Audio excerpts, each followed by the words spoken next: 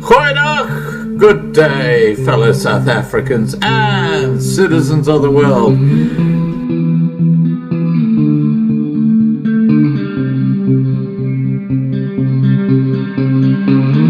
I've been looking around for salvation. I've been looking around for the truth. All around me I see frustration, and I looked all over till I found you. I sit and listen to your stories, and you're telling me, please don't worry. A lot in this world you should know, and love in life is where you should go. If you're looking for somewhere to go, if you're looking for someone to know, if you're looking for someone to guide you, then love in life will guide you. I know that life outside is so... Koyenant, good evening, fellow South Africans and citizens of the world, and welcome to tonight's live stream. It's going to be a cracker. First off, let me congratulate the bikers around the country for a well-supported, peaceful, countrywide protest against farm murders on Saturday. You guys rock. Okay, tonight it's all about that little pineal gland. The pineal gland is a small, pea-shaped gland in the brain. Its function isn't fully understood. Researchers do know that it produces and regulates some hormones, including melatonin, or melatonin I should say. Melatonin is best known for the role it plays in regulating sleep patterns. Sleep patterns are also called circadian rhythms. Let's have a look at where the pineal gland is. Here we go. There's been a great debate for generations over whether the pineal gland is the base of our spiritual connection to God. Tonight, a top medical physician based in the UK, Philippe van Welbergen, and a theological expert, Dr Peter Munns, will give two sides of the coin. Each will start by presenting their case, then I will ask them to have a friendly discussion on the subject. It will be interesting to see if, based on the coronavirus cover-up by YouTube, whether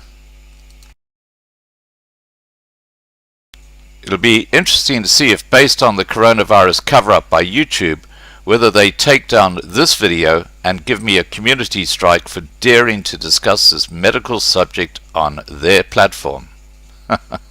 I'm saying that tongue-in-cheek, guys. I'm saying that tongue-in-cheek. I'm sure they won't, because this has got nothing to do with that virus. Okay, YouTube, are you listening out there? Right. Please remember to subscribe to the Loving Life YouTube channel and to ring the bell to be kept informed. Now, let me get our guests on. I'll get Philippe on first.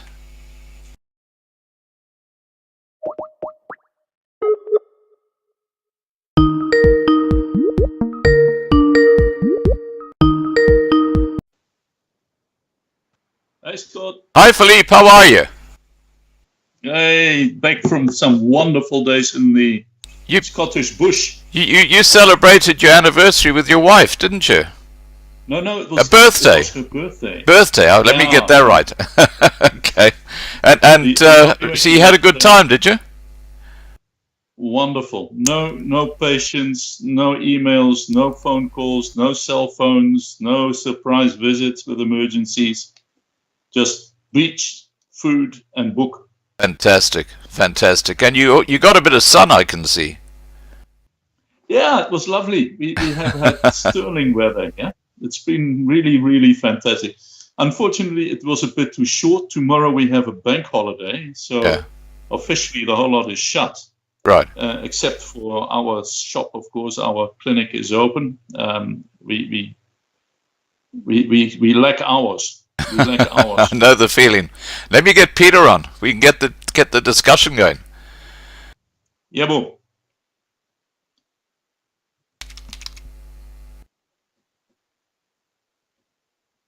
Here we go. Now, once Peter's on, I'll just take you through the format. I have told you what it is, but hi, Peter.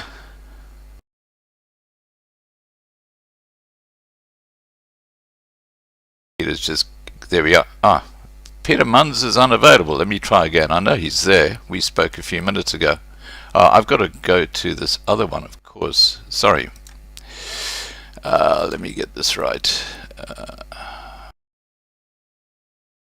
Okay, it's Warwick I need.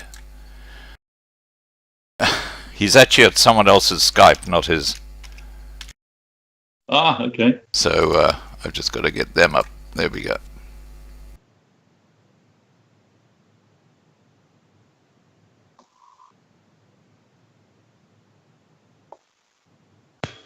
Hi, Warwick. Hi, Peter. Get this right sooner or later. Hello, Scott. Hello, Philippe. Peter. Hey, how are you, bud? Good evening. Yeah, well, thanks, Philippe.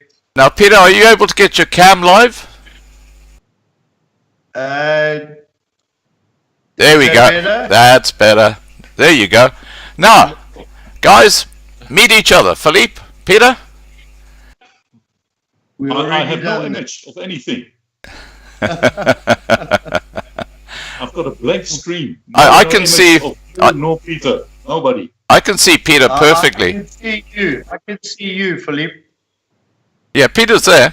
I've got nothing here. It's black. Oh well, he's a good-looking fella. Okay, he's an old fart like the rest of us. Absolutely. All right. Scott, Now, what may have been, what may be happening? Just a sec. We've had some problem with bandwidth here. I may have to shut down the camera because otherwise I'm going to run out of bandwidth and then restart. And the sound story seems to work pretty much uninterrupted, but the bandwidth story is a nightmare. Okay. Well, you know best, Philippe. I'll leave that up to you. But before you do, let's just discuss the format of tonight's discussion. How it's going to work is that Philippe's going to go first and talk for about 20 minutes about his perspective on the role of the pineal gland. And then I'm going to go over to Peter, who will give his perspective on the role of the pineal gland and the spiritual aspect. And then after that, what I'm going to ask you guys is just to have a general discussion. And let's see what comes out of it. How does that sound? Sounds wonderful, good. Scott. Okay. Well, we'll start off with. Is my screen blank? Oh, we can see you, Philippe. Don't worry. I've got nothing here. It's just a black screen. Yeah. Don't worry about it. We can see you, so it's fine. I'm going to try and get out of this and just deal with the sound bit. Just tell me if that fades, but it should be okay. Oh, now we can't see you at all. That's right, but you can hear me. Yeah. Oh, you're worried about the bandwidth. I get you. Okay, fine. Yeah. All right. It's going to conk out. Okay. All right. Philippe, over to you. You can kick off the discussion. Okay. Well, that little guy, that little gland, is actually not fully understood yet. We know quite a bit about it. It's a tiny little guy, weighs practically nothing, and secretes a very important hormone, melatonin, which is a main regulatory hormone. And it's closely connected to something which is called serotonin, which is a happy hormone. Now, to deal with the spirituality of the gland is impossible, because as far as medicine is concerned, there isn't any. So what I can do is explain some of what it does and some of what is connected to tests that were run. I'm in biomedicine, and quite a lot of my training actually dealt with what came out of different glands and different systems. I'll try and keep jargon to an absolute minimum because it's boring. But let's have a look at emotions, where they are triggered in the brain that we know of, that we understand. The brain is still a pretty misunderstood bit of kit. Yeah, we know a little bit about it, but not that much. It's still the ultimate frontier.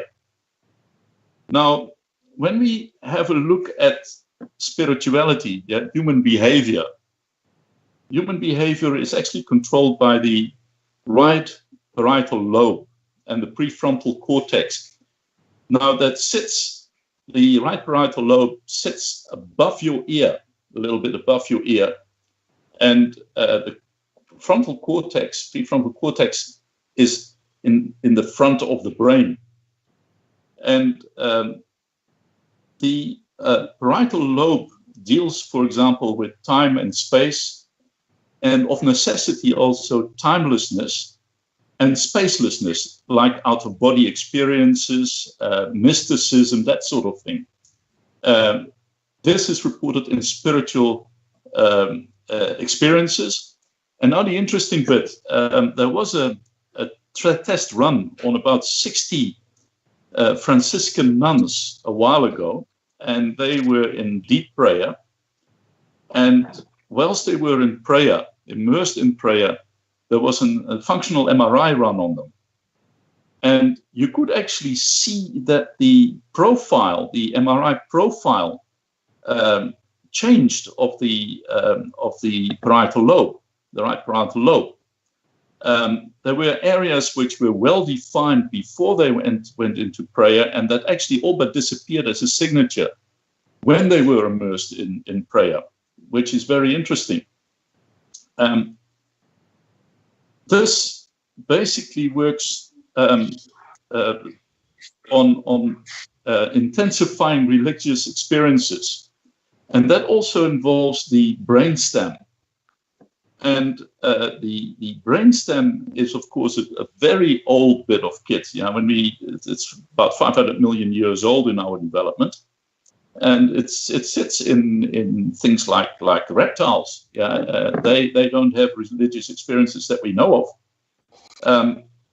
and there was a single photon emission computerized tomography imaging, SPECT imaging done.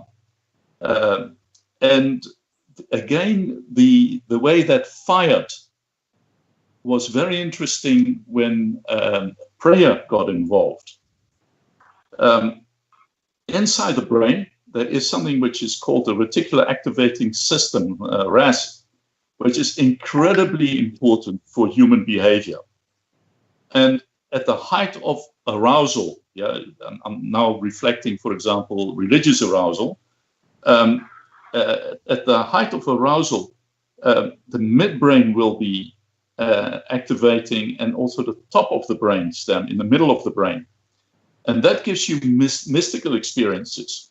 The midbrain network releases opioid peptides. They're substances that control and initiate certain types of behavior, not the pineal gland. The cerebral cortex is probably our most highly developed part of the human brain. And again, it forms encounters with mysticism. Again, the poor old pineal is sadly missing. The frontal, parietal, temporal, and occipital lobes, they are sections in the brain, as I said, above the right ear, and then in front. They regulate thoughts and information and processing and languages. And almost all of our more superior cognitive functions creative functions, how we express ourselves. Nothing to do with the pineal, nothing. So to explain it, unfortunately, this is like a chemical soup, and there's no getting away from it, because by explaining what does happen and the exclusion of the pineal in all of this, it's probably the best way to explain that. As far as I know, as far as I'm aware, as far as my training goes, there is no nexus, there is no link. These midbrain dopaminergic pathways activate to release dopamine into the forebrain at the time that the mystical experience, if I can call it that, out of body, or where you really feel one with God, or whatever you pray to or believe in, at that point you get a mad rush of this dopamine, which then fills the person with a lot of satisfaction. Another bit of kit is the superior parietal cortex, or prefrontal cortex, and that increases and decreases, and your sense of bodily boundaries changes, which is where you get the typical mystical thing, or the out-of-body experience. It is again a very simple release of chemicals that does that.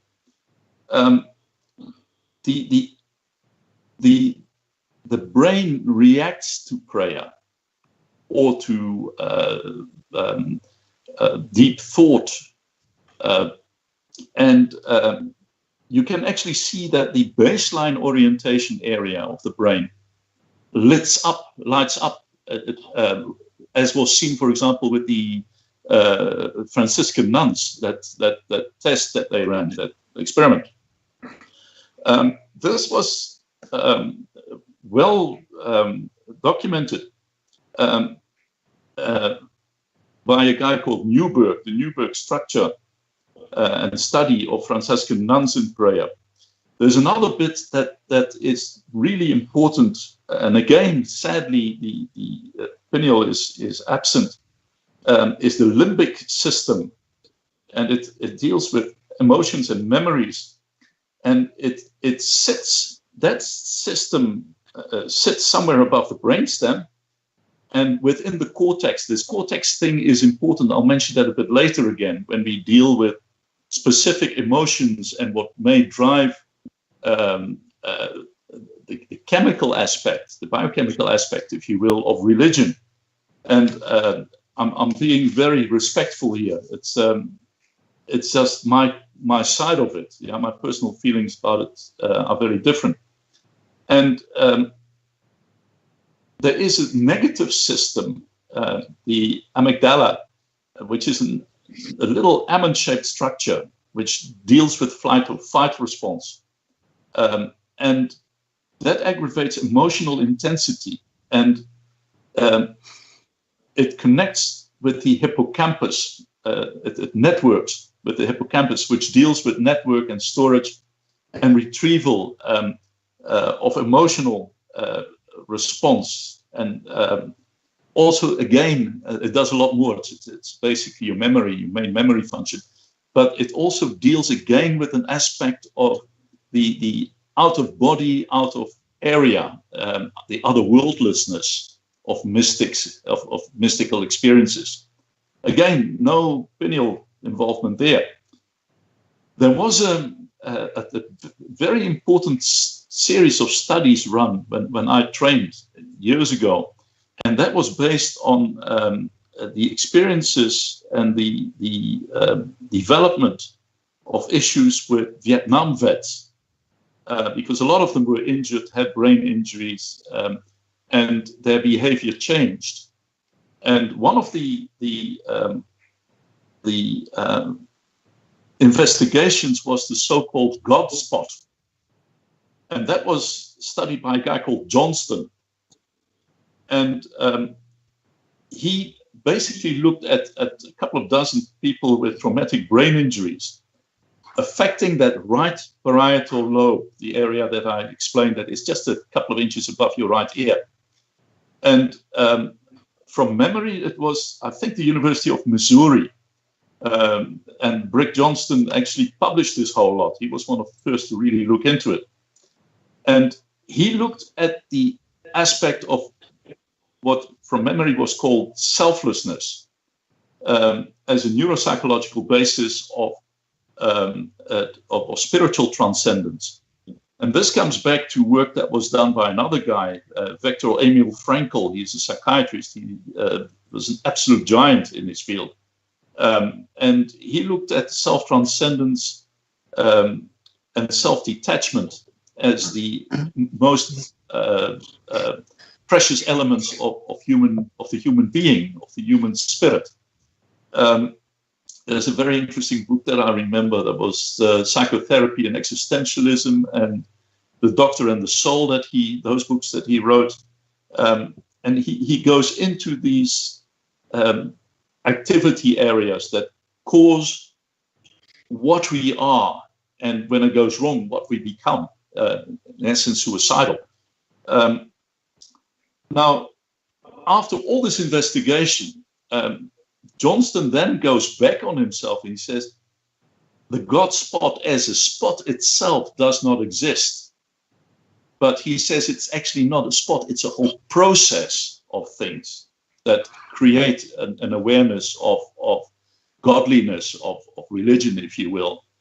There was an interesting case that was reported where a padre, a minister of religion, had an accident and had damage to the right parietal lobe, and totally consistent with that injury, he actually lost all sense of religion, which is where that thing, is there a spot? Is there a locality? And it was really investigated in some depth. The people who are very religious are generally very happy people, because faith is responsible for increasing a couple of very important hormones, serotonin, the happy hormone, dopamine, and oxytocin, bonding oxytocin. And faith is known to increase serotonin, dopamine, and oxytocin levels in the brain. Now, there is another aspect to it, which, again, as I said, I'm not getting in the way of anyone's faith here, because there's faith and there is science. And I respect faith utterly and unreservedly. If we, for example, have a look at the current situation, closely matched to religion, most religions, as I understand it, and as it is also described in the texts, in the authority, have an element of fear. Yeah, if you don't toe the line, if you don't do certain things, you might end up in hell. And hell, of course, if we have a look at Dante's Inferno, which is when it took shape and we started looking at what it might look like. Before that, there were not really any depictions of it. Is a terrible place. So you have to toe the line, and you have to act in keeping with certain prescribed behavior. And if you have that fear, which is, and I'll get into that again just a little bit later, then you avoid the risks of punishment or of negativity. For example, if you go to church once a week on Sundays and you pray God before and after your meals and before you go to sleep, and if you're a Catholic, Roman Catholic, you wear your cross, and if you're Greek Orthodox, they wear the little blue thing, the evil eye. there are certain things that become ritualistic behavior that people will engage in to avoid a peril, a problem, a risk. There is, in essence, no evidence of God, which is why it is based on faith. No one has seen God. Yeah, we have an anthropomorphic idea of God is like. He looks like us. Yeah, the Bible also says we were created in his image. And we have this image of God as being a human. But images of deities and divinities were very different in Egyptian times, but they were just as fearful, and they needed to please God and live well as well, because otherwise they would be doomed. They had a pantheon of animals that housed godlike energies, and all of them were worshipped just in case. And we still have that behavior very, very strongly in us when we deal with an unseen, unknown peril that may never happen, but where we take out an insurance policy which is dictated basically by different types of brain function, which I will go into. Another way to describe it is, for example, the mask and the issue now with the COVID story and the social distancing. There is not one scrap of evidence that says scientifically that you will not be infected, or that you will not become infectious, or you might be infected but not infectious. There is not one scrap of evidence that says that 2 meters will sort it out. There's not one scrap of evidence that says that a mask will sort it out. The ones that you guys can buy actually don't stop anything between 20 and 100 nanometers. So the virus itself is not stopped by these masks at all when you exhale. It is like trying to scoop beach sand with a tennis racket, or try and keep mosquitoes out with a Bonox fence. Yeah, the gaps in the mask are way too big, but by ritualistically obeying that and keeping social distance, we now buy into a number of actions in the brain that says, if you do that, you'll be okay. And I'll get into that now. So again, the pineal gland is out of the equation. There is a slight connectivity where DMT traces, very, very tiny traces, were found in the pineal. And that is actually a psychoactive substance. Yeah, it's a bit like LSD 25, yeah, that type mescaline, where you get out of body experiences. But that little pineal guy manufactures about 30 micrograms of melatonin per day. Now, to get a really first-class dinkum out of body experiences, you need about 30 milligrams. Yeah, we're looking at micrograms that it produces with melatonin, its prime job. But now we're looking at milligrams, 30 milligrams per day, which is impossible for the little guy to manufacture. It can't do that. So that is not where the biochemical relationship might exist, but it doesn't. And also, should it be able to make DMT?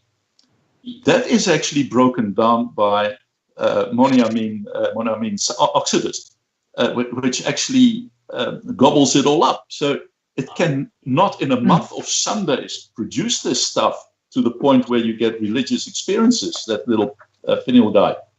Now, if we have a look at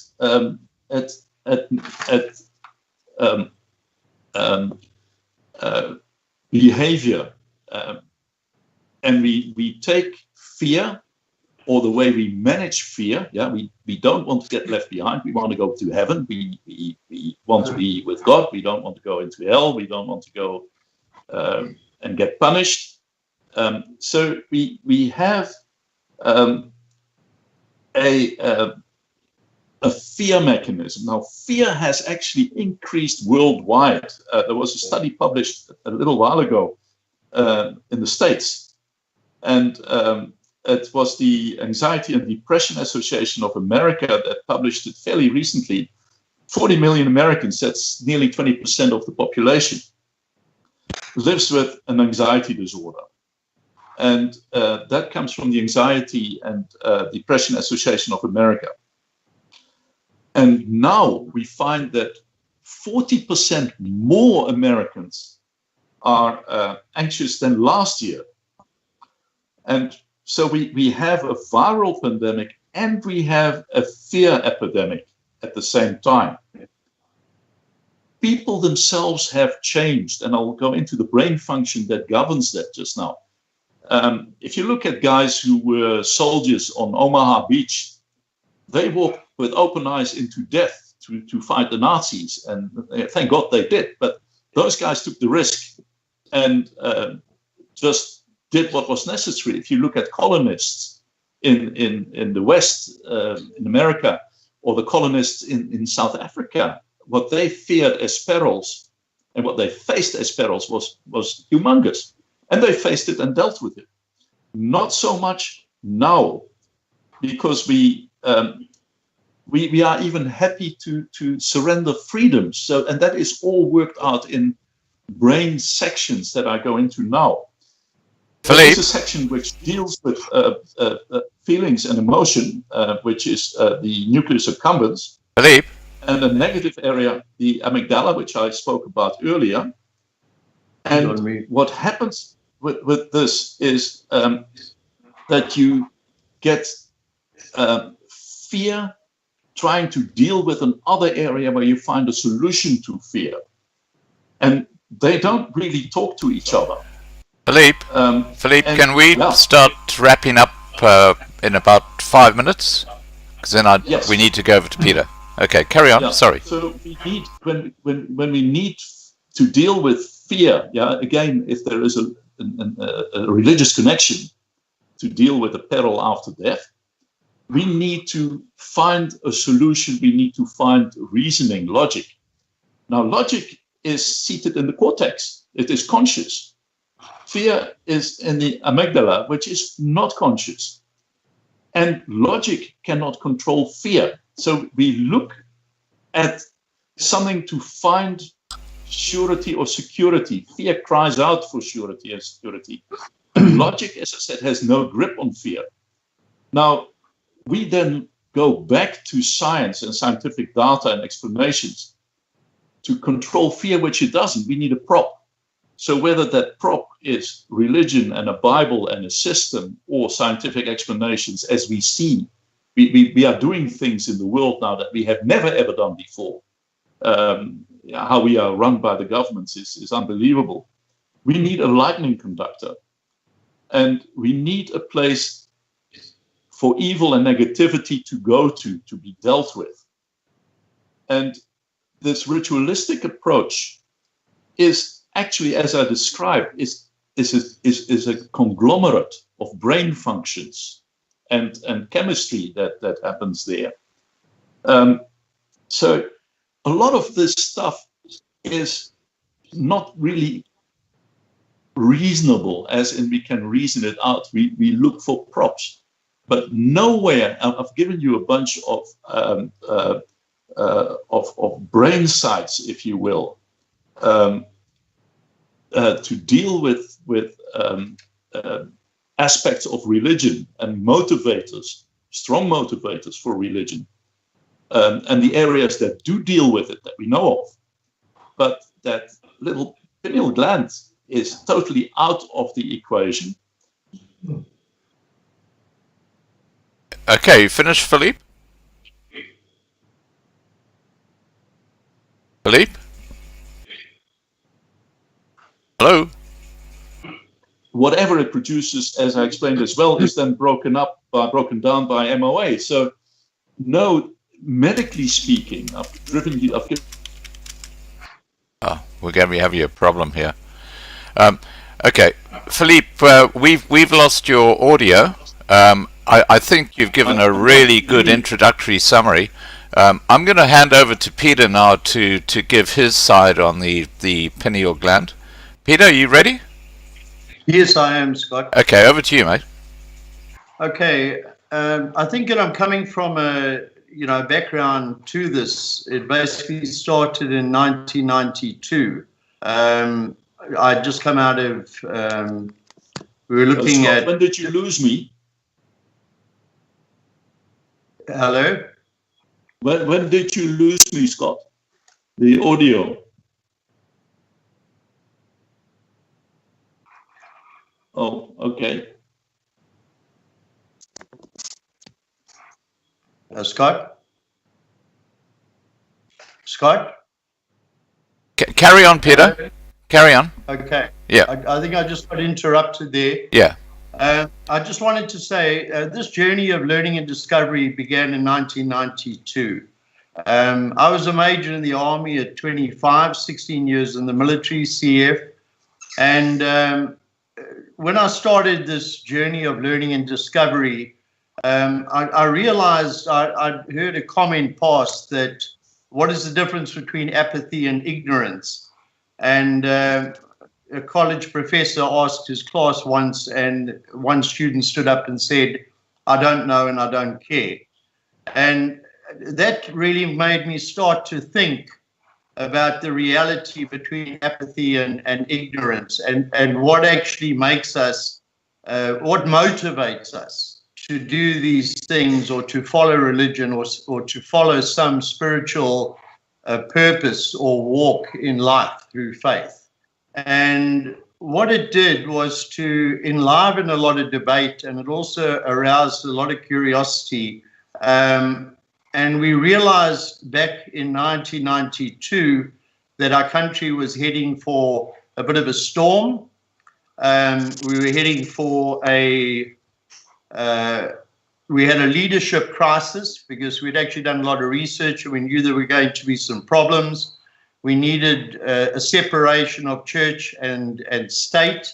But most importantly, it was realized that South Africa also had a communist government, and it was realized that there could be some serious repercussions from this, and the church itself and the state needed to be separated.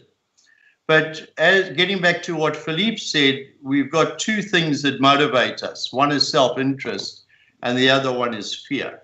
And the only thing in the military as well, we were taught that the only thing to fear is fear itself. So that was a way of overcoming the fear. But there are other things that we don't know. There are things that we don't understand. There are things that we don't know why we are driven to follow a particular belief, a system, a belief system.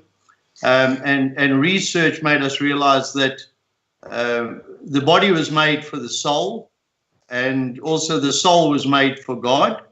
The brain informs the body and mind, and the mind informs the soul and our spirit. Now that's very, very superficial and it's very basic. But when we start looking at what is the difference between wisdom and knowledge, and where does it come from, that was when we started to really dig a little bit deeper and say, well, to save our souls, we need to develop an intelligent response with knowledge, and positively react with wisdom. Now we go back to what Socrates said, and he said that he was a great ambassador for truth.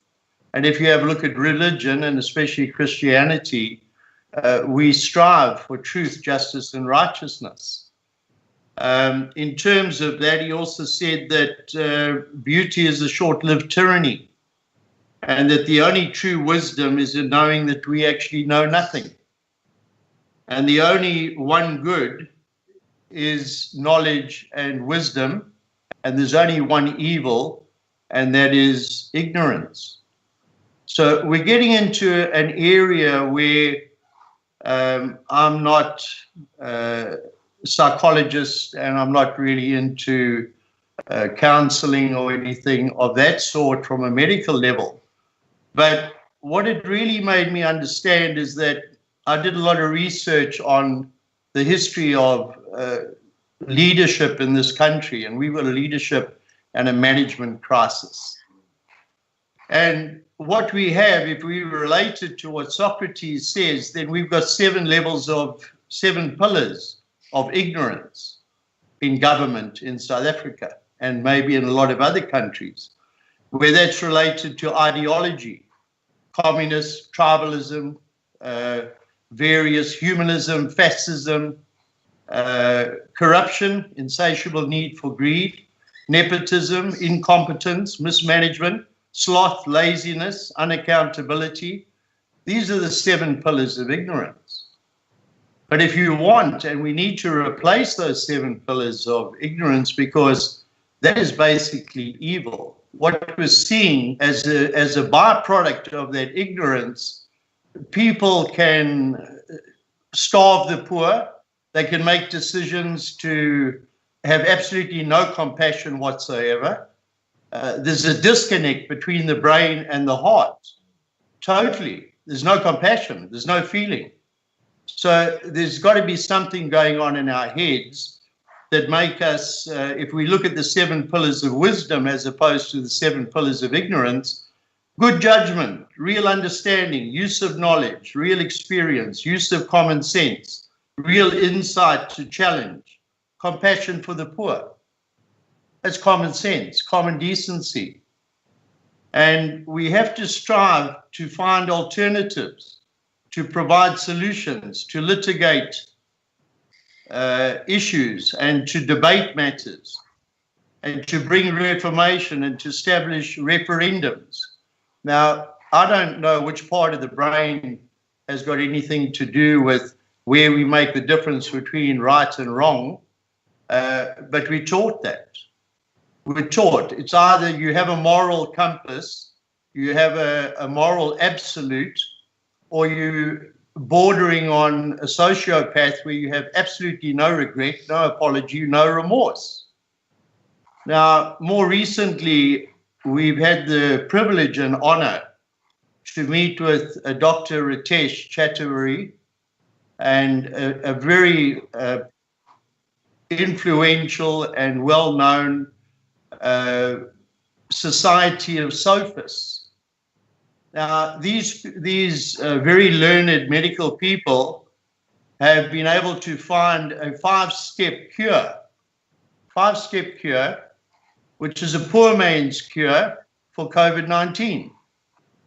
But here, on the one side, you have doctors who are offering a poor man's solution to a rich man's science, and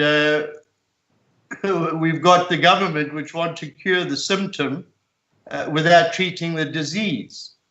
And what we question is that why, amidst all this, and we're looking at Dr. Boutard, we're looking at Miskowitz, we're looking at a lot of other intelligent virologists and medical experts, why people should be deprived of a poor man's cure, and deprived of that when it's expensive research and the science, the rich man's big pharma, and yet people, even amidst all the evidence, people are choosing to wear masks.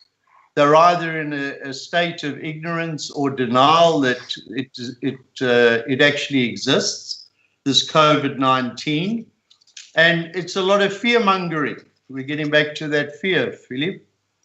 But we're deeply concerned about the commercial capture of medical and the health departments, the deprivation of low-cost and affordable medicines and evidence-based medicines, and the importance of understanding why alternatives have been blocked by governments, and also these people who have got financial interests in continuing with this pandemic that has basically destroyed the economy. In South Africa, that's destroyed 34 sectors of the commercial, business, and industrial sector.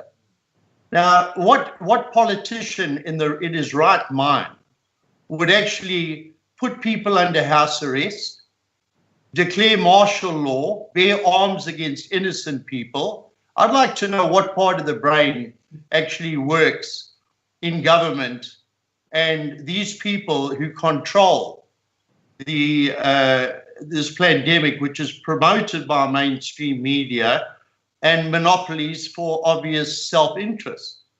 And the COVID-19 is a pandemic promoted by corrupt and inept governments. So what is that need for greed? What part of the brain actually gets that going? Because I'm at a loss. Because all these forecasts of all these deaths, all these, let's say, forecasted deaths by Fauci and all these other guys, they haven't really taken place. Because I think time brings all things to life, and more especially the truth. And I think that's where we come from. If we're coming from a religious kind of background, or we've got a belief system, and it doesn't really matter what you believe in, because that belief system, life is all about ABC, attitude, belief, and choices. But let's go back to King Solomon. Let's talk about wisdom. He's well renowned for his ability to have this, what's called Holy Spirit wisdom, which is found in Exodus 28, 1-43. Now, the fear of God, or the fear of God, wisdom is to have the fear of God, an understanding mind, and also to have a compassionate heart for the poor. King Solomon had a breastplate of judgment, which he did, and he exercised that in his judgment in the court. He also had that spirit of wisdom, and he called that judgment. Now, the leaders that we have need the approval of truth, or the apron of truth, and we need the sandals of peace. And we look at the armor of God, and these are the things that we want to put in perspective. Christians are advised, when you're in a state of indecision, or you need to fight the enemy or oppose the enemy, it's biblical to put on the armor of God, Ephesians 6:10. Peter? Yeah. Peter, you've got about 15 minutes in this opening presentation. I'm just saying this because I haven't seen much reference to the pineal gland. I'm going to come to that okay, right fine. now, Scott. Sorry, back over to you. Right. I just wanted to give some background, the difference between ignorance and wisdom, and also we come down to this issue of wisdom. So when we come to the pineal gland, from what we know, it's a spiritual molecule. All right, goes right back to, it's known as the seat of the soul. It also connects us to our spirit. It's known as the third eye. It produces a thought process. The pineal gland is named after the pine cone, and the eye, it's called the Eye of Horus. It's the center of the brain. It's seen in Egyptian history. It's also in Hinduism. The eye is seen in Inca history. It's in the center of the brain. And the enemy want to control this. Now, if we have a look at even when we say we've got documentary proof that fluoride in water and fluoride even in toothpaste calcifies the pineal gland. So if we have a look at that and we take into account that if people want to control, if they want to control you, and it is about mind control, if you're looking at the schools and you're looking at the classrooms, where it becomes a battleground for minds and hearts. If you want to control people by fear, then you brainwash them. You can use, there's also a balance. Our brains and our hearts also work on a certain frequency. Now, if that balance is thrown out through microwaves, it's going to definitely affect our balance and also our health. And we know that for a fact. So it can be destroyed by 5G. It destroys the frequency of balance, and it also affects our physical, mental, and emotional health. So this, if we don't know too much about the pineal gland and its function, it's got in the center of our head or the center of our brain, it also creates those sensitivities to, it's sensitive to light. It's known to promote feelings of love or comfort or well-being, peace and spiritual well-being. So if the enemy wanted to amputate our soul and also to turn us into sociopaths or people who don't have a conscience, and this is also not based on anything else but purely research that we've done, there is a disconnect. People are living in fear. What causes that? And if it does, if we understand what causes it, then why can't we do something about it as people who are certainly concerned about the future of our faith, which is under attack, the future of our freedom and our movement, and what actually motivates people to interfere with that spiritual wisdom that is shared by, we've got four main faiths in South Africa, which is Christianity, 80% of the population. We've got Jewish people, and we've also got Muslim, Islam, and then we've also got a large proportion of Hindu people. So I think when we spoke last week, the last time that we were interviewed, we sent some information to Scott and also mentioned our concerns that people's minds were being affected, led into a spirit of fear, and everyone was buying into this.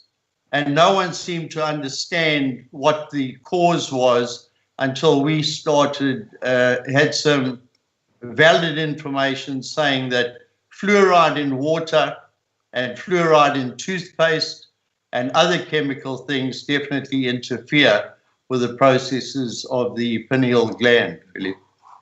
So I think that we need to dig a lot deeper and also understand that we're deeply concerned about what has gone on with this COVID-19, and if there's any relevance to the pineal gland and the way that we feel from a spiritual point of view, from a religious point of view.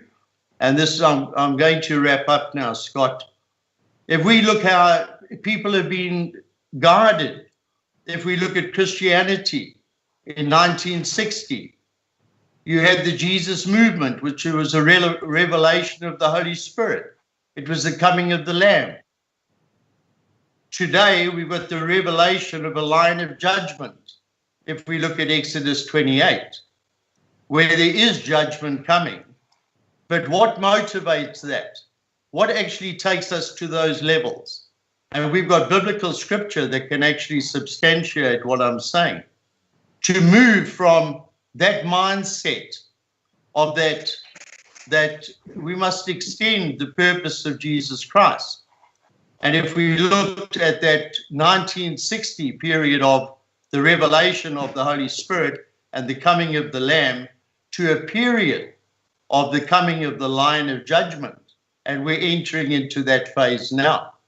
So the church, we're concerned about where we're heading in this country. There's a lot of fear, and it's justified. We've got recession. We've got the closure of large sectors of the industry. And we're very deeply concerned about how the church is going to react to this going into the future. And in terms of dealing with the court system and dealing with judgment, and also getting back to the pineal gland, how does this have an effect on our thinking and our thought process in terms of fear? I think that that's pretty much it, Scott. Okay, fantastic, Peter. Look, I'm going to ask Philippe to respond. Just, I think a couple of the issues you raised, which are important, is new technology impacting and calcifying the pineal gland, and then perhaps Philippe can also address the issue of you mentioned about the soul being based in the pineal gland. So, Philippe, over to you. Hi, Philippe.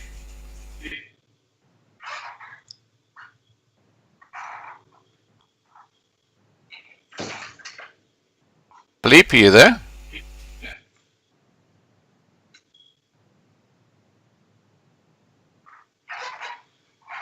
Philippe. All right. Let me put a question to you, Peter. While Philippe might be in the little boy's room. Let me put a question to you. Okay. What impact would the calcification of the pineal gland have on the rest of the brain, do you think?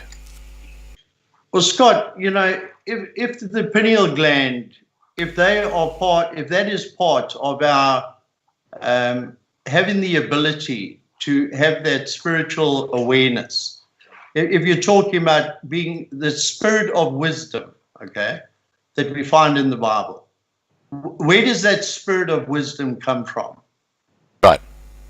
If it's the dead center of our brain, the pineal gland, it can't be like an appendix. It can't be like your tonsils that you can remove and say it's got no real purpose. You know what I mean? Yeah. So medical science can turn around and say you don't need your tonsils and you don't even need your appendix. But if you didn't need them, then why were they there in the first place? So I think that, medical science is okay. But I would also like to say that, with all due respect, if people don't really know why it was there in the first place, then they can't really answer that. And I think that every part of our body is actually very important. And I think it enlivens debate and it makes us really think. I mean, we saw the Manchurian Man candidate. And we saw what happened to people in mind manipulation. They do it successfully in Russia and China, indoctrination programs, brainwashing. What part of the brain gets affected? And, I think that our research, and it's not a competition, but it's certainly enough to enliven debate and make us think deeply. Where does our spirit come from? Where does that wisdom come from? Right. And, yeah. What did you think of Philippe's point about that fellow who was Philippe's back? Hi, Philippe. This is that dreaded time, and I could hear. You've put yourself on pause, Philippe.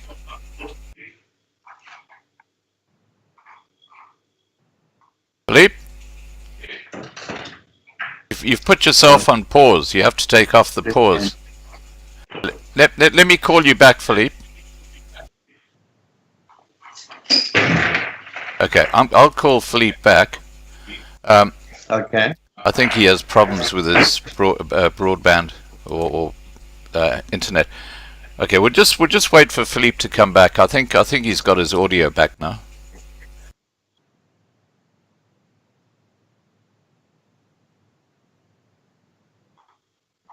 While we're doing that, what did you think of his point about that pastor or priest who had a car accident, and when part of his brain was affected, he had lost all sense of spirituality?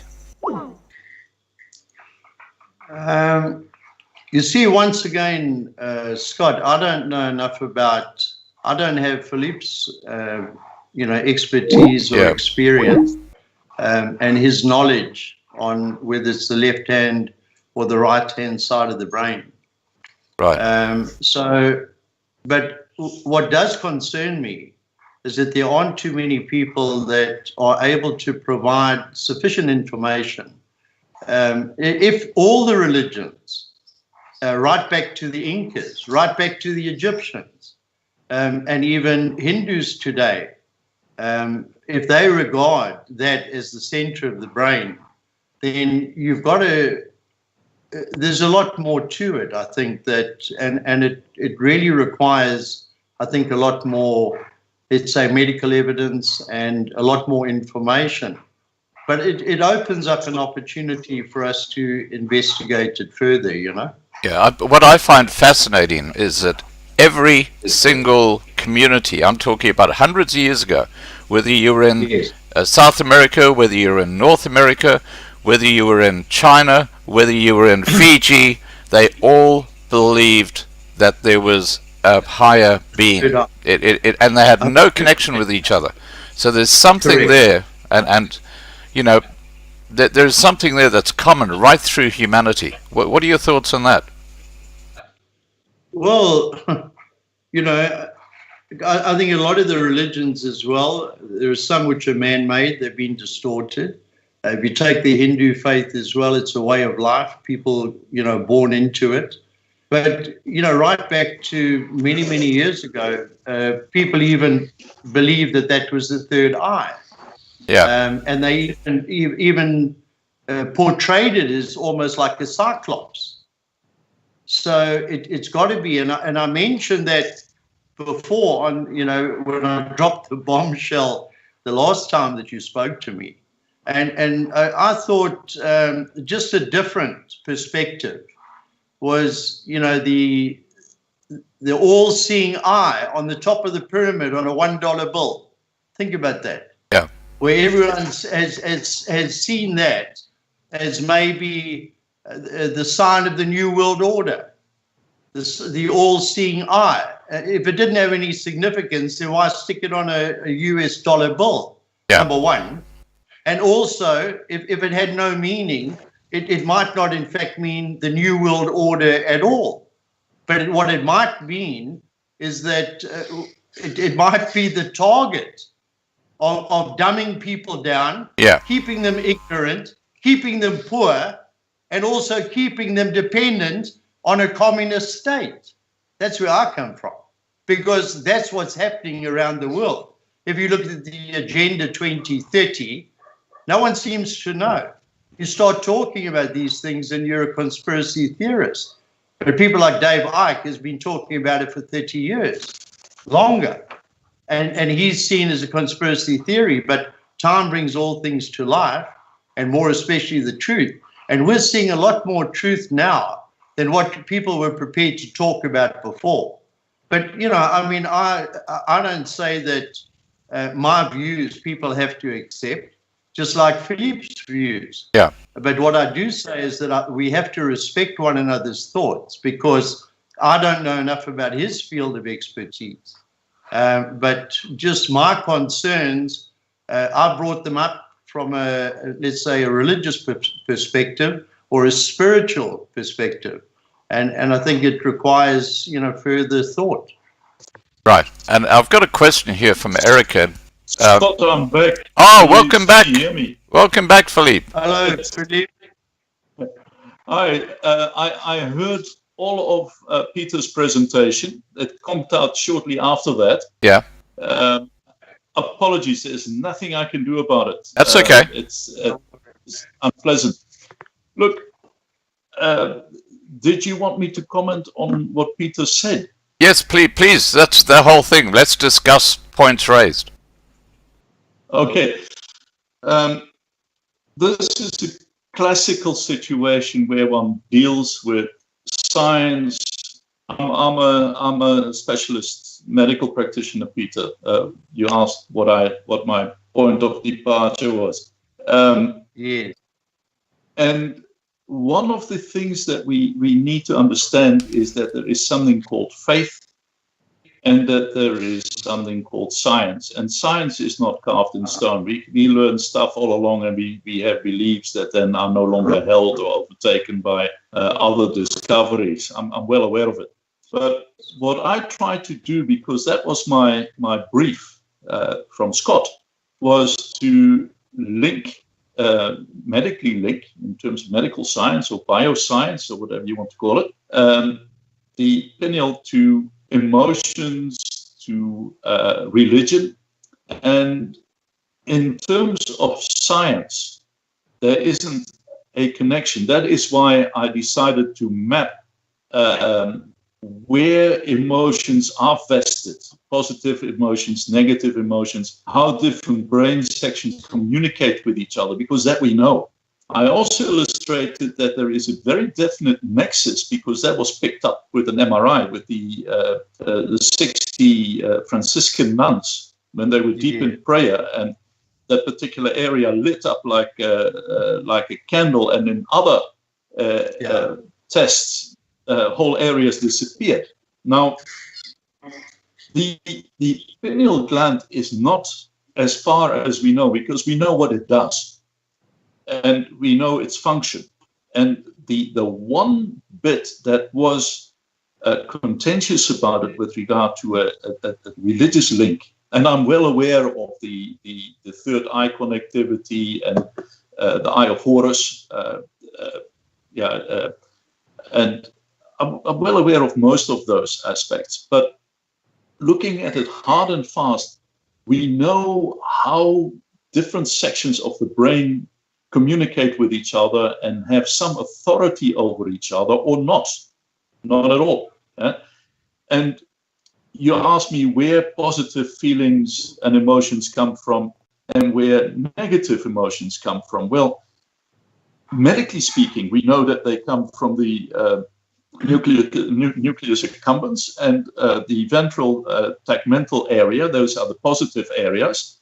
Negative areas are the amygdala, and then the emotional memory is the hippocampus.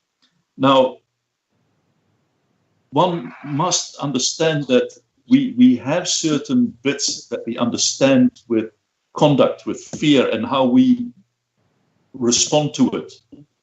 And whether that is the fear of God, the fear of the hereafter, the fear of government, how we are run, how we are dictated to by government, and pretty much evil stuff as well. You mentioned the COVID pharmacopoeia. I could not agree more with you. We've been actually advocating that for a very long time. In fact, on the very first live stream that Scott invited me to, we looked at a very cheap, very powerful means to stimulate the immune system. Yes. And hydroxychloroquine was mentioned months and months and months ago by me. And I'm in contact with colleagues overseas who have been using this with great success with hundreds and hundreds of patients. We are not at loggerheads with each other there at all. We currently sit with a government here that has actually ordered over 100 million doses of a vaccine that hasn't even completed trials yet. Correct. And not only that, they've been awarded a temporary safety certificate and approval certificate on something that we haven't even exhausted human trials on. I mean, now really, what are we doing? It's insane. And it's pure money. It is. I could not agree more with you. But from a point of view of the very narrow perspective, does the pineal gland have anything to do with emotions or with the sense of God? That little bit doesn't. And we have a pretty good idea what it does do. Now, the one was that there was a research project that has been overturned where they looked at the DMT. And it was then established, again, that there's not enough. Yes, there are traces, but they are too tiny to do anything with. And the pineal gland cannot, of its own accord, manufacture sufficient DMT to actually create out-of-body experiences or religious experience or religious connectivity. It simply cannot process that. It cannot do it. And should it be able to do it, the MOA will gobble it up.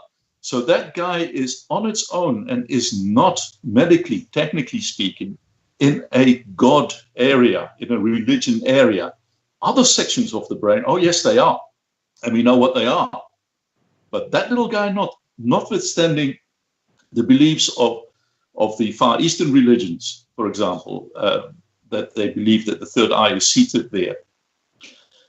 They may feel that way religiously, but medically not. If you have a look at Thailand, for example, and you look at Bangkok, the medical university, which is brilliant, on top of the medical facilities there, they've got little houses which are covered with fine gold, where they offer food and everything else. In order to pacify the evil spirits, they must stay on top of the building and in those little spirit houses, the evil ones, and they must be so happy there that they don't actually penetrate the hospital complex itself. So there you have a meeting of minds that is spiritual, and the guys who work there, who teach there, who work there are second to none. They are highly, highly competent medical practitioners, yet they have that affinity with their religious self as well. But not one of them will tell you that the pineal gland is capable of more than producing melatonin.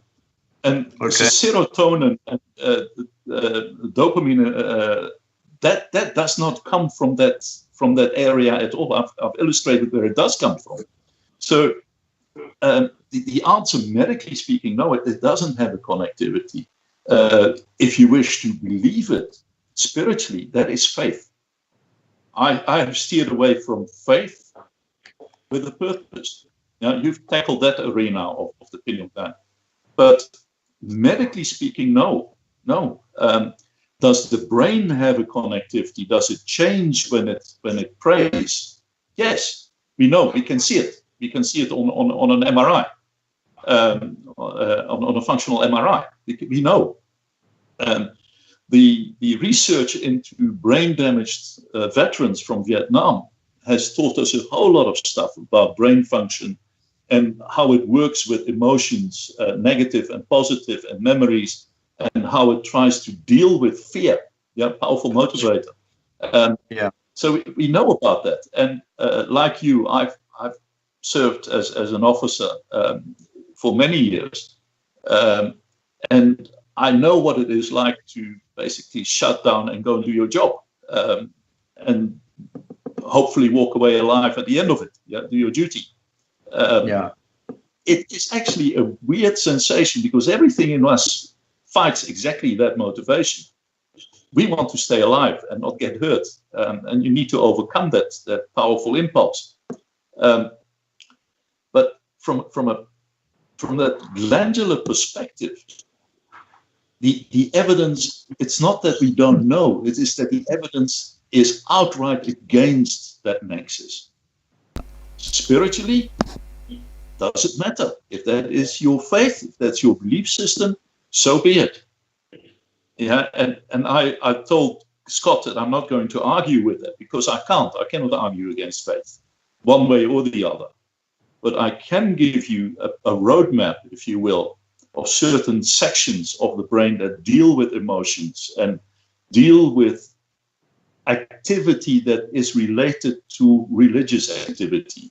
I can't do any more than that.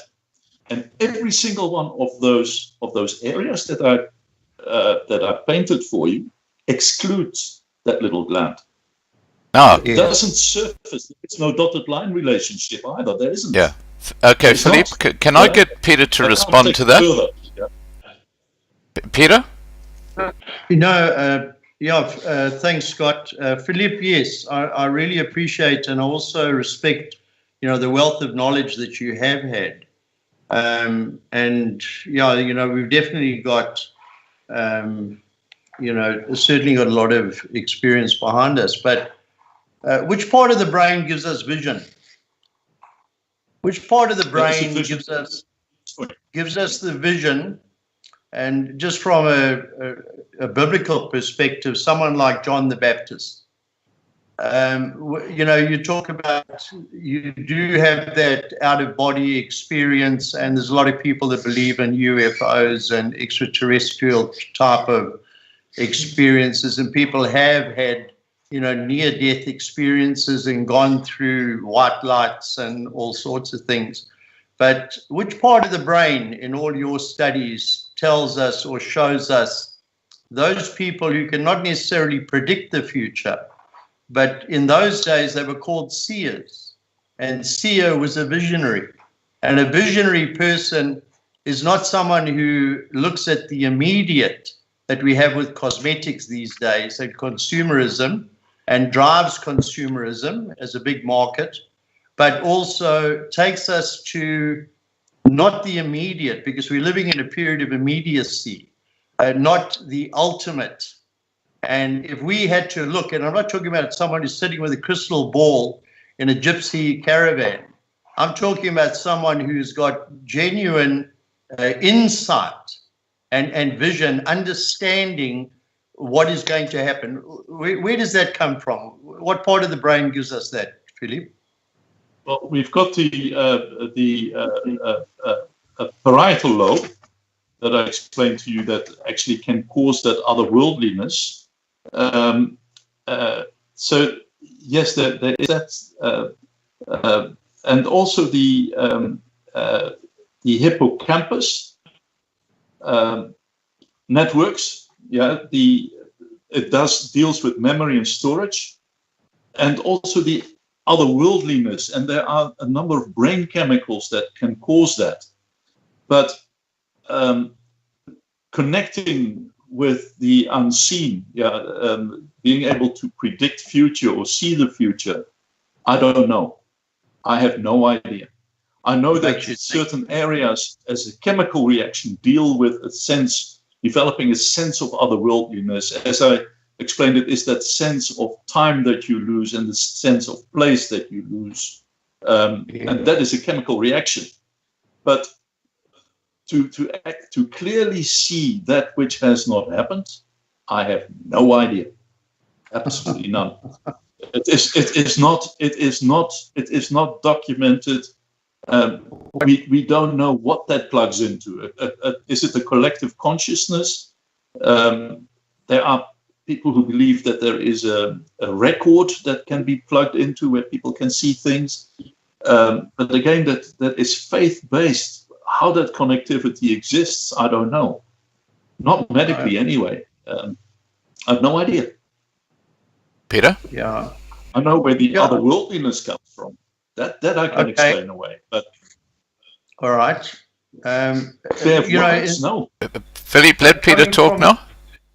Sorry. Yes. Go ahead, Peter. Scott. Yeah, if you're in a military experience, I spearfished for South Africa. I've swum with the sharks above and below the water all my life. I've survived all these years. But there's a kind of sixth sense that protects you at times. You can be walking along in a dark place at night. You can be in a battle situation. You can be wherever. But there's something that actually protects you, that you instinctively, it's there. Now, these are the things that medical science can't provide. It doesn't matter. There are certain things that are unknown. Because you know what I've always said, my late father used to say, avoid slow horses, fast women, and listening to the experts. Because there's a lot of people in this country that they seem to be able to, especially on the stock exchange, they'll tell you where to invest your money. But if all these experts knew so much, then how come they can't predict a recession or a depression or even get us out of recover? So there are certain areas of our lives that are unknown. There are certain things that we do know and certain things that we certainly don't. And that vision, that sixth sense, I think it's just giving me, it just gives us a lot more food for thought. That the people, we can fly rockets to the moon and back in 3 days, but the things that we don't really know. And one of those things is why are people driven to the point of absolute insanity. 70 million people in South Africa locked down just by the basis of fear. And I mean, you said where that fear comes from, but it's that instinct for survival. Where does that come from? Where does that vision come from? And there's certain things that you know that people don't know. And people, it's not about predicting which horse wins a race. We're talking about a survival instinct that protects you in times of danger. I'd like to know from a medical science point of view where that safety mechanism comes from. Before you answer, Philippe, I just want to cut in here for a second. There's another thing, and I love what you're talking about, Peter. There's another thing that is so real with people, and that is called love at first sight. Two people see each other across the room, and bang, they know. How does that happen? You know, it's quite extraordinary. Now, Philippe is talking very much from a chemical perspective. What we're actually talking about here is a spiritual aspect, and so it's not actually bound by science and medicine. So this is where it becomes a bit grey. Philippe, back to you.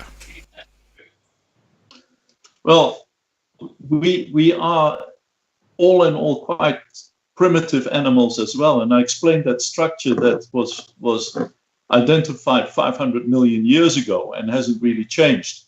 There are a lot of functions in there that are preserved. One of the functions is survival and survival instinct. Yeah, the sense, the heightened sense of danger, if you will, sixth sense, or things that we interpret come back very often from prior learning or experience or teachings that we have had and fall into place. But attraction and love, again, is again, medically speaking, a biochemical process. We know what causes it. But there is an energetic component. And I think everybody is well aware of the energetic component that transcends science in a way. And that is where your awareness that something nasty is going to happen, and it does, or love on first sight, that there are energetic attractions between people or repulsions between people. Why do you want someone within your personal space, and why don't you want another? And the moment they come close to you, you are repelled, you walk away. You don't want that person close to you. That is unexplained.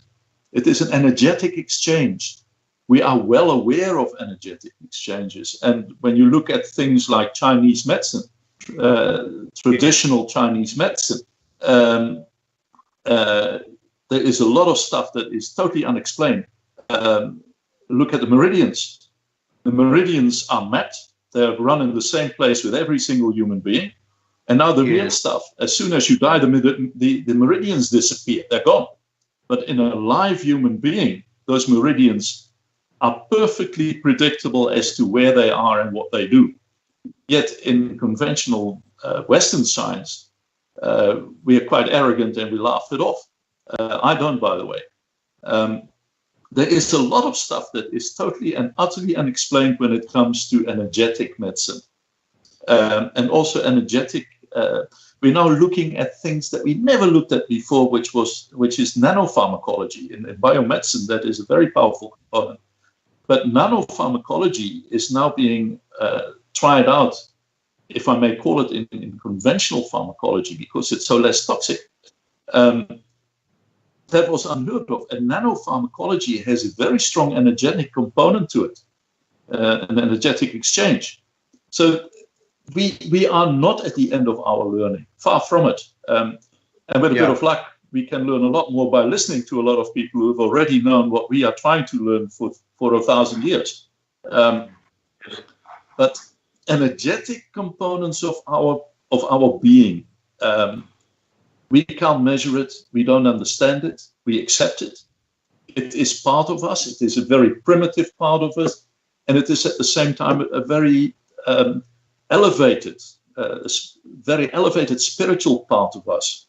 We can't quantify it. It's again based on faith to a very large degree. You're looking at energetic medicine, energetic components. I accept them for what they are. Can I explain them? No. Yeah.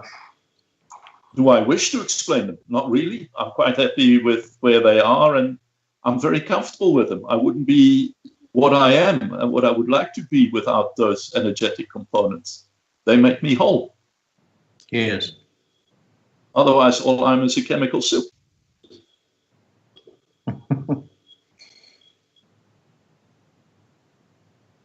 Does that help? Yeah. Now, Peter, before you answer, can I just ask Philippe something related to that? And that is your reference to the primitive part of us. Couldn't that be a link to God, that as in the Bible it says that because man sinned, he put us on earth? And I come back to another thing that I've heard, and perhaps Peter can confirm this. When someone dies, I've heard the body loses about 30 grams of weight in that moment. Is that possibly the soul? Now, Peter, can you first just confirm what I've just said, or is that just BS? No, I don't think it's BS. It's also well known and documented as well that at the point of death, why suddenly should the pineal gland produce a massive amount of melatonin? Why does that happen? And that's the fact. It does. I think I sent you the video there as well, Scott. Yeah. That does happen. So why would the body, at the point of your death, why would your pineal gland have suddenly a massive overload of melatonin? Because, there are a lot of things, and I mean, Socrates was quite right when he said that the only true wisdom is that in knowing that we actually know nothing. Because the more we travel along this journey of learning and discovery, the more we realize how little we do know. And as I said, we can fly rockets to the moon and back in 3 days. But there are things that we don't really know. And I've experienced things in my life that I wouldn't even be on the show if I didn't really have an inquiring mind, also understanding that I don't know everything. But I'm always willing to learn, because we need to leave a legacy. We need to pass on what we know on to future generations. And I think it has to be knowledge, wisdom, and that's part of our whole purpose in life. So I think that even this show tonight is absolutely fantastic to meet, people with the kind of knowledge that you have, Philippe, and also the platform that Scott has created for us to engage at this level, because I'm sure there's viewers out there who would love to know more. They question ourselves. Why do we follow one faith and not another? What gives us that belief system? But those two things that I brought up, vision and instinct for survival, those are two areas and I've also been in circumstances in my life, and I've also understood things were going to happen in the future, and they have happened. That doesn't come from experience. That doesn't come from tried experience. That comes from knowing something that you don't know. And I believe myself open to correction, but until I'm proved wrong, we're still going to do a lot more. We've engaged with a lot of people from different faiths, Christian, Jews, Hindus, and yeah, it's just been a wonderful journey of understanding other people's belief system. And as I say, it leaves it open for more engagement. Philippe?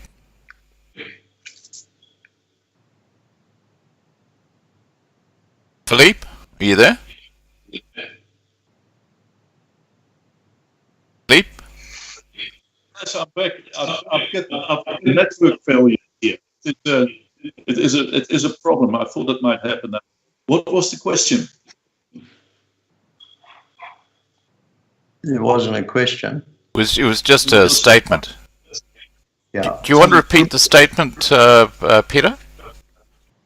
No, I think just to recap, I mean, there's a lot of things that we don't know. There's a lot of things that need further investigation. on those 2 points of vision and instinct for survival in situations that you are at risk and you need, those I've experienced myself.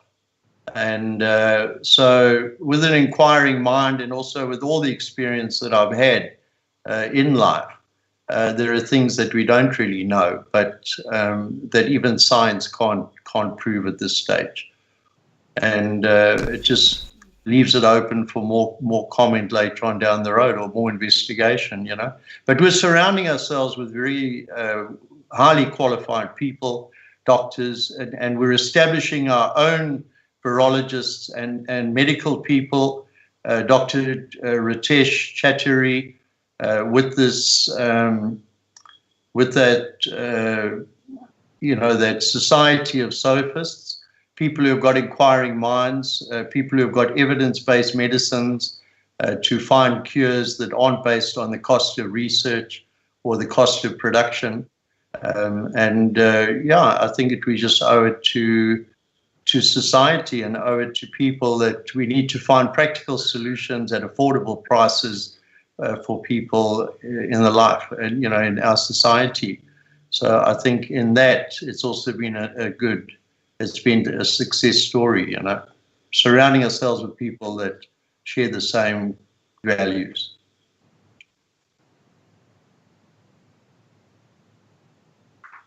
Scott, you had something about a question, I don't know where it came from about something primitive that I mentioned, which is when the system failed here. Do you remember?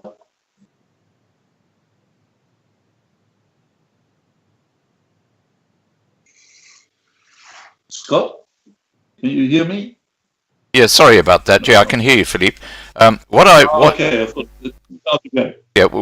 actually said was you referred to that primitive part. Remember? Yeah, under the brainstem. Yeah, let me just continue with that. Couldn't that be it's like an essence of God, because when Adam walked in the Garden of Eden and he sinned, that's when he was cast out and put on earth. Now, couldn't that be the original link that Adam had with God? And the other thing that I wanted to make or say is, when someone dies, I've heard the body loses about 30 grams of body weight in that moment. In other words, the moment you die, you lose 30 grams like that. Is that the soul? Now, Peter raised something interesting about the pineal gland at the point of death. Do you want to talk about that, Peter? Yeah, our research has shown that melatonin, there's suddenly a large surge, a massive amount of melatonin that's been created at that moment or point of death. And that's been I think it leaves more questions than answers, because there hasn't been enough done in that area to basically provide enough science or medical evidence to support why that actually takes place. If that is not part of our soul, or if it's not has a specific purpose in terms of generating massive amounts of melatonin, and as Scott quite rightly said, why do we lose a massive body weight as we pass away?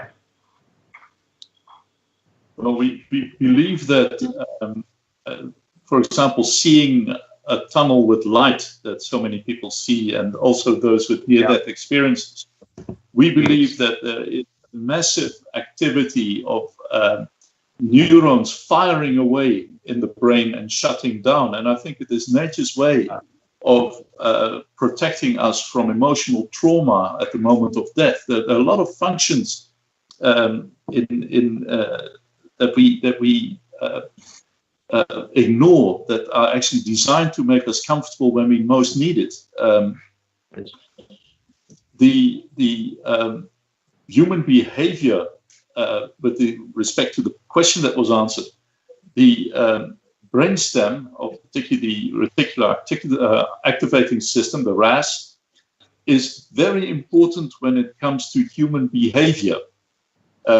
It is also one of the oldest bits that we can trace.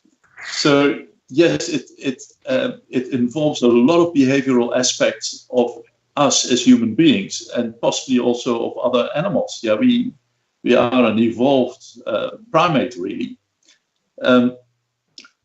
That about Adam and Eve and the depictions of the day at the time, they were superstitious people thousands and thousands of years ago. They had a different reality to us. To say that the world was created in 7 days, we all know that it didn't happen. But if you said it a couple of 100 years ago, you would be burned as a heretic if you disbelieved the Bible.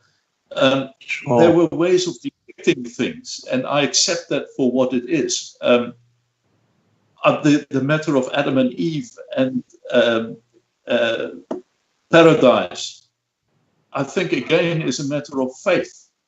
I don't know what happened there. We can't trace it. It is a matter of faith. I will not dispute it. I will not confirm it. It is, again, faith. It is what I told Scott. Yeah, I will explain what the pineal does, but I can't get into a debate about faith. It is not proper for me to do that. Sure. What that is worth. The brainstem has been with us forever, and the RAS, that activating system, and guiding us in our behavior, as primitive as we were and as advanced as we are now. It has not changed. It's still there. I don't know. I think Peter would be way more qualified to answer what area of consciousness changed in us in the matter of the expulsion from paradise. Yeah, what area of consciousness all of a sudden made its entry? I don't know. That's just as close as I can take it, Scott.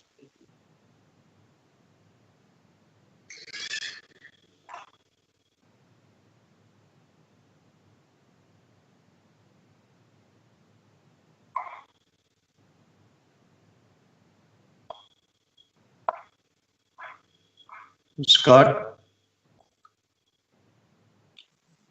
I've lost him too, Peter. I don't know if you can hear me, but I can't hear Scott. I can hear you, but I can't hear Scott. Same here. From a personal point of view, I think that respect for the unknown, respect for a higher power, respect for the energetic component that we are, is something that makes us better and not more evil. And I think we are in tune with that aspect of what is around us and what we are granted as well, that access. I think we become better people and better persons. With or without a chemical reaction. I don't need that chemical reaction to enjoy that energetic experience, that energetic contact. And I treasure it. I can't explain it, but I treasure it. Yes. I think that's a wonderful thing about life as well. That we're given, the ABC in life is about attitude, belief, and choices. And it's important to try and make the right ones, at the end of the day. And that requires research but it's ultimately, poor judgment calls that lead us down a dark road, and making the right decisions that take us on the right road, I agree, and I'm very, very concerned when I see the amount of planning and work that went into launching this whole COVID-19 story. That started more than 10 years ago, 15 years ago. It's a long time planning. And how they stitched up governments is very, very concerning, very concerning. And also the amount of money that is riding on it, and the theft of liberties that we have experienced. And it's not even contested. It's beginning to be contested now. But there is something very unholy and unclean about it. 100%. It's nasty. It's nasty, very nasty. Yeah, that comes to our next, era. Scott, are you there? I'm here. Yeah, I'm here. We lost you. I'm here. You were like my last business partner. He wasn't sleeping. He was in a No, coma. I actually went to the little boys' room. Is that it? Okay. Yeah, and I think that there's another bombshell coming. Scott, we'd like to come back to the show because we've got some very interesting people listening and watching tonight. Right. And we dropped the bombshell with the fluoride in the water and the toothpaste. We had everyone rushing off to the bathroom to check. And there's a lot of things that we don't know, but we do know that what has happened to globally, my own son has lost, people in Thailand, in the hospitality industry, they've lost a lot on this, let's say, decision-making made by governments. And there's got to come a time for justice. There's got to come a time for restorative justice, because the consequences of this, it's a crime against humanity. It's corruption at the highest level, and crime is the enemy of the economy, but corruption is a crime against humanity. It's treason. And there has to be some kind of judgment. And maybe we're on this journey because that judgment has to come. And Exodus 28 was the one that got us on this road. And working with doctors and working with like-minded people, captains of industry, mind leaders in commerce, to come together, to make a stand, to form a united front, and even get the church to come out of this coma of denial and ignorance and the spirit of fear, and stand together and take a stand and oppose godless rulers, Daniel 5:27, and to appoint capable leaders, Exodus 18:21, because we have to hold them accountable. In South Africa, we've got a cabinet of 28 ministers, and they have made decisions that have kept 70 million people under house arrest for a while. And that's a poor judgment call.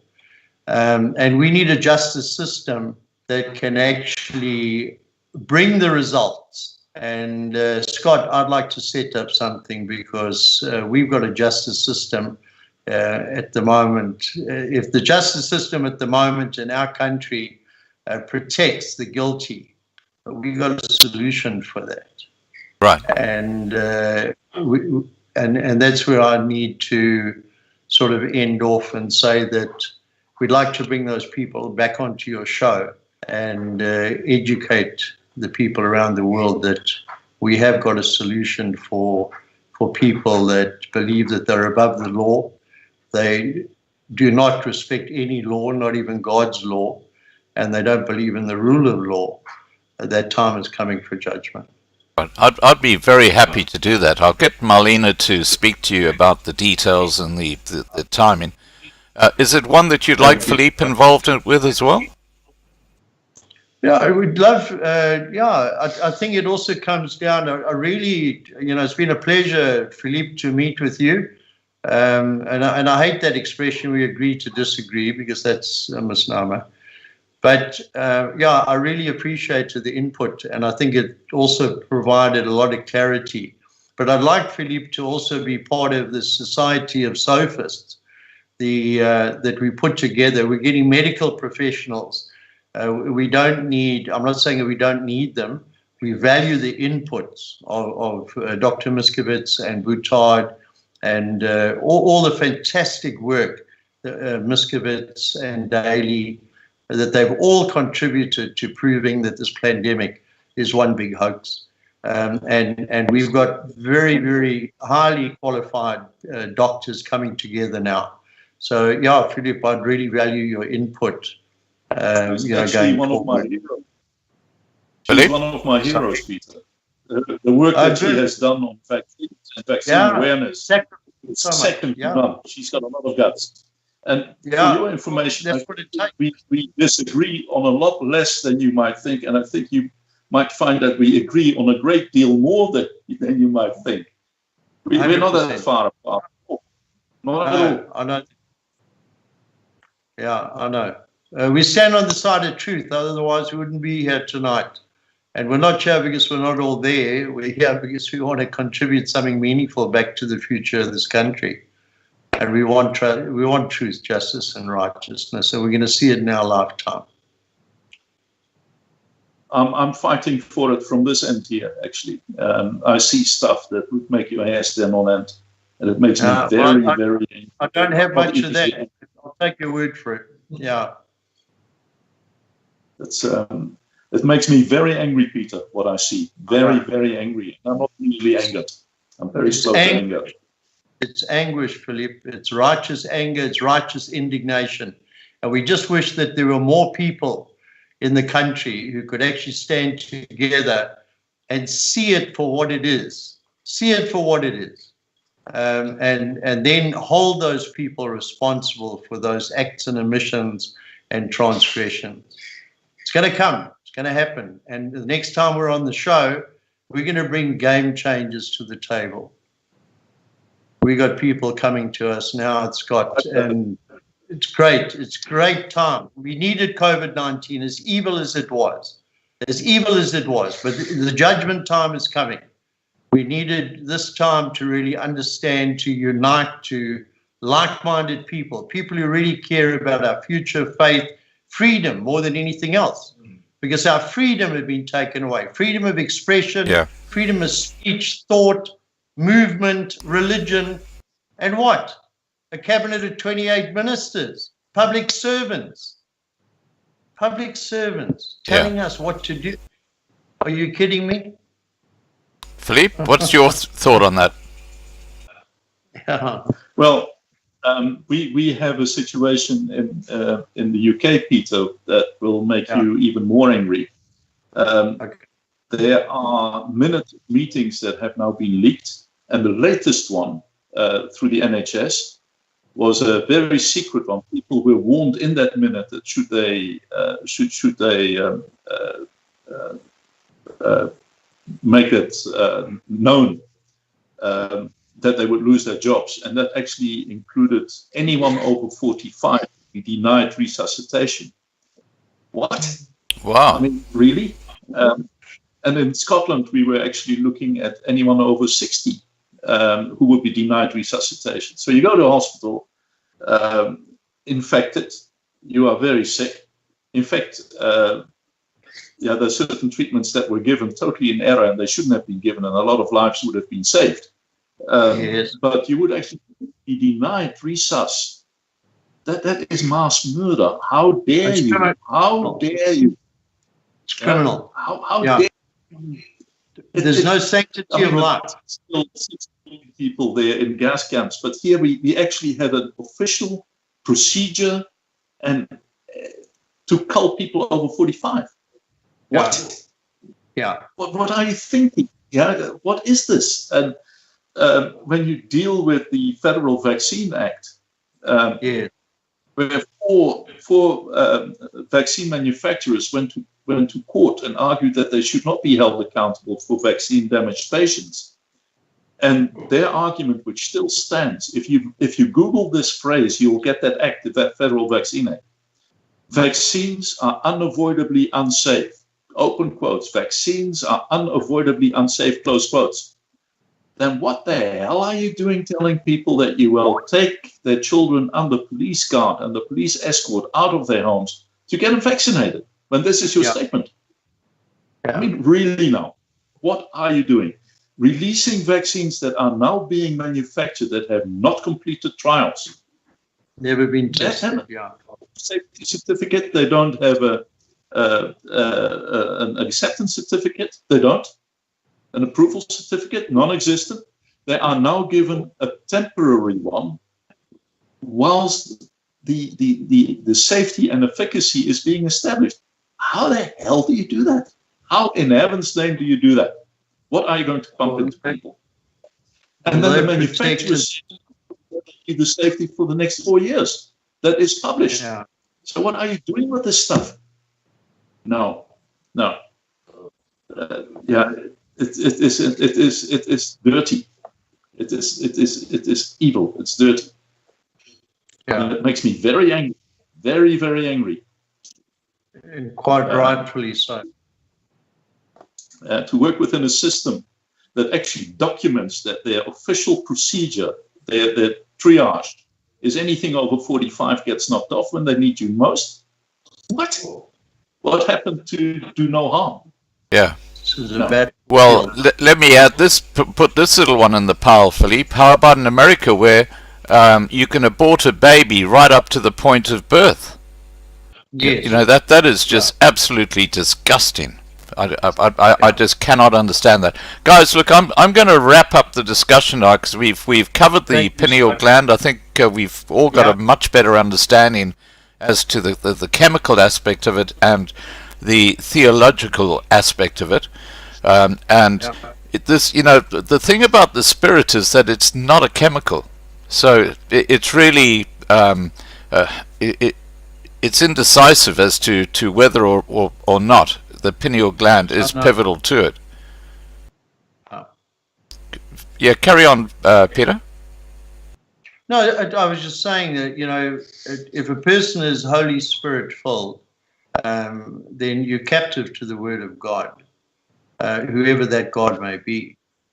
And we're not talking about drunken in the spirit and all that. We're talking about as in Exodus 28, where it talks about the spirit of wisdom and also the breastplate of judgment, and that combination makes the difference. Makes the difference for I think a righteous society. You know, because even peace isn't an absence of war, but it's rather a presence of truth, justice, and righteousness.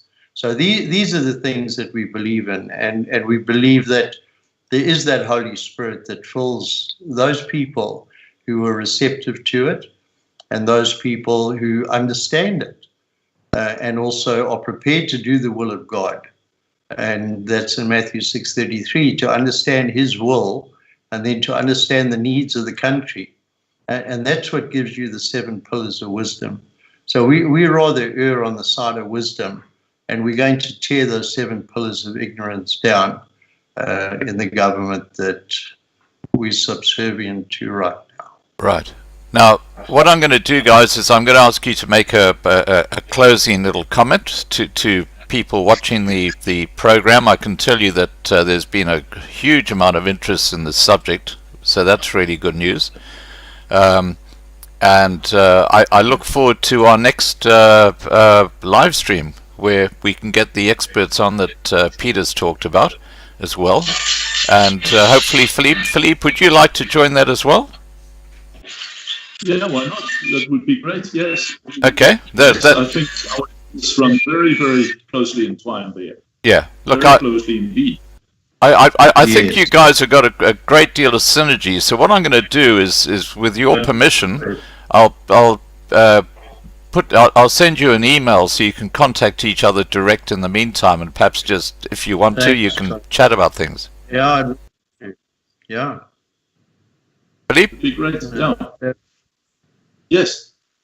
Okay. Now, look, from my as in closing statement, I was asked by Scott to give to explain some of the medical side of the gland, which I did. You were going to explain. Peter was going to explain the spiritual side of it. So I confined myself to a rather narrow area and tried to map it out to certain things that we had seen on MRIs and know about through research activities, where they may have influenced spiritual activities as well. We know to some degree, but at the end of the day, I think energy, spirit energy, does not need us as a body.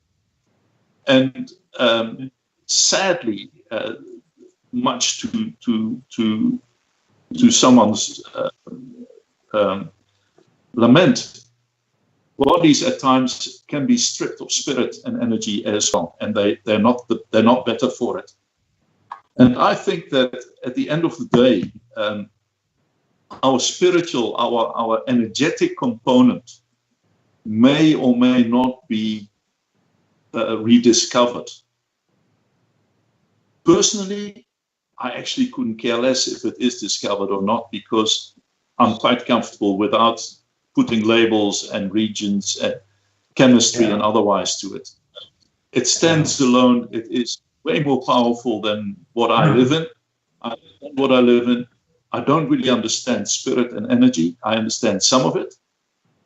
And what I see of it and what I experience of it and what I live with is good. And I want to keep it that way. And I think it would be an affront, it would be an insult to try and go and define that energetic component, that spiritual component, to try and capture it and label it. I don't think it needs to. I don't think it can. And I think it is a matter of disrespect if we try.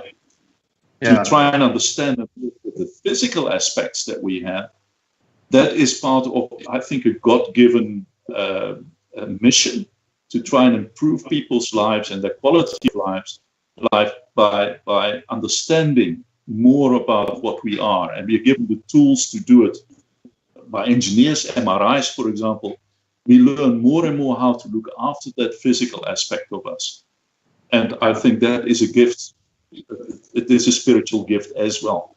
But I think I personally leave spirit and energy for what it is. I respect it. I love it in my own way. And I could not be without it. I would be very lonely without it.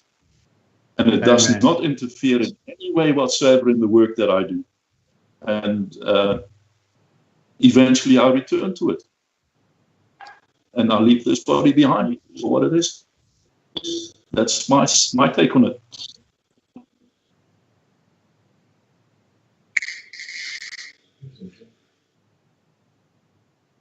That was my closing statement for what it is. Scott gone again. Sorry, Philippe, I'm here. Sorry, I had my audio muted. I just wanted to say you are such a highly qualified guy, Philippe, and I really appreciate the time that you put in on this channel to discuss these sort of subjects, because your knowledge is quite extraordinary on the medical side. Now, Peter, over to you to put your closing statement to everybody. Just one thing is that I think we continue with this journey of learning and discovery, and also for the people that we have come to know and the people that are working with us.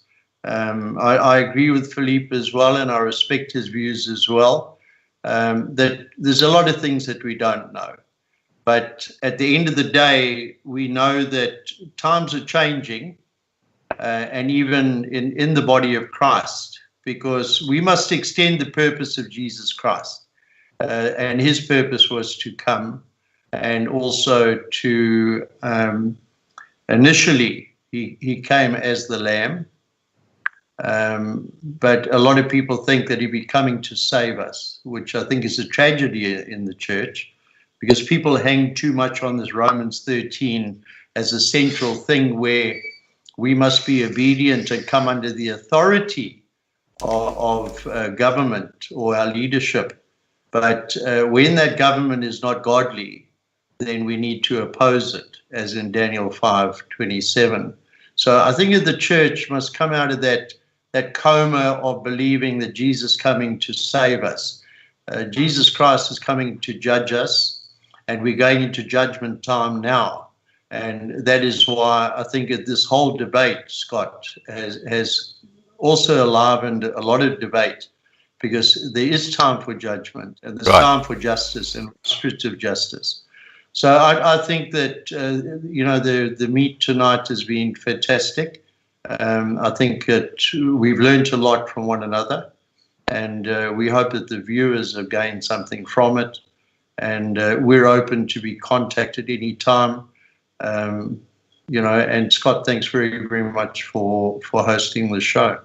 You're very, very welcome, Peter. And I just want to say to both my guests, Peter and Philippe, thank you guys so much for your time. Your knowledge on both sides is fantastic. To the moderators, thanks guys for keeping an eye on the side chat. And those who are watching, I hope you found this subject interesting, because it's something which is slightly off the beaten track to what we normally discuss on this channel, but I think it's a very, very important area at this time in history. Yeah. So, Marlena, I'm going to ask you if you can get in touch with Peter and set up another live stream date, and we'll get Philippe on as well. Once he says he can make that time. I love it. And if you, Peter, can just get your experts in, and we'll have them as part of the whole discussion. Yeah, wonderful, Scott. Thank you very, very much, Scott. You've done a lot for South Africa. And Marlena, you absolute gem. And your whole team, Scott, I really take my hat off to you. You've done a lot for the country, and great ambassador for truth. Thank you. Thank you very much. I have to tell you that Philippe is actually one of our channel heroes. He's been with this channel now for years, and he's been on several live streams, and we always respect his knowledge and his input. Lovely meeting you, Philippe. Thank you. God bless you, Peter. God bless you. Stay blessed. All right, guys, I'm going to shut down the live stream. Thank you, everybody, for joining us. I hope you, as I said earlier, I hope you found this informative and interesting, and we will be having a follow-up in September. I'll leave the date for Marlena to settle with Philippe and Peter. Look, I'll speak to Philippe because I've got the Skype contact. That'll be really exciting. It'll be on the judicial system. Okay, so I'll tell you what, Peter, if you could just send me an email with a suggested title, and then what I'll do is I will forward that to Philippe, just see if he's well with it, and then we'll set it up. I think you'll be an ambassador for it as well. You'll love it, Philippe. Thank you, Scott. Pleasure. All right, guys, take care. Thank you. Signing out of the